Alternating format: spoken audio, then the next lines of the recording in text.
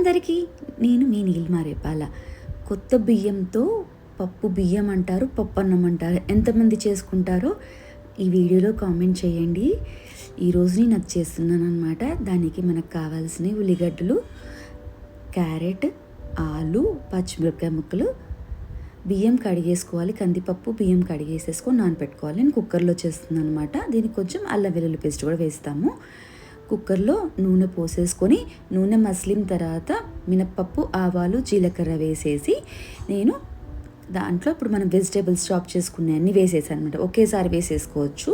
అన్నీ వేసేసుకొని కరివేపాకు వేసి అల్లం వెల్లుల్లి పేస్ట్ వేసి ఒకసారి కలిపి కొంచెం పసుపు, ఉప్పు వేసి మంచిగా మసలనిచ్చాను అనమాట.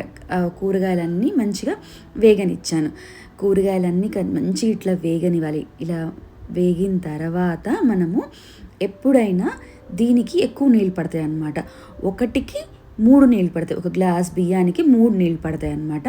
నేను అలాగా 3 నీళ్ళు పోసి నీళ్ళంతా మసలనిచ్చిన తర్వాత మనము కడుక్కున్న బియ్యాన్ని వేసి నీళ్ళంతా వంపేసి బియ్యాన్ని వేసి మళ్ళీ కలుపుకోవాలన్నమాట. ఇలా చూడండి, నేను మంచిగా మసిలింది కదా, బియ్యం వేస్తున్నాను. నీళ్ళన్నీ తీసేసి బియ్యం వేసేసుకోవాలన్నమాట. బియ్యం వేసేసి మనం విజిల్ పెట్టేసుకోవాలి.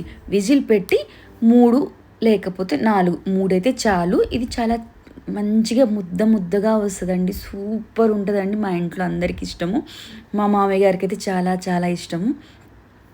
కొత్త బియ్యం రాగానే తప్పనిసరి చేయించుకుంటారు. చూడండి, వేడివేడిగా సూపర్ ఉంది. అసలుకి కొన్ని టేస్ట్లు అప్పుడు చేసుకుంటేనే వస్తాయండి.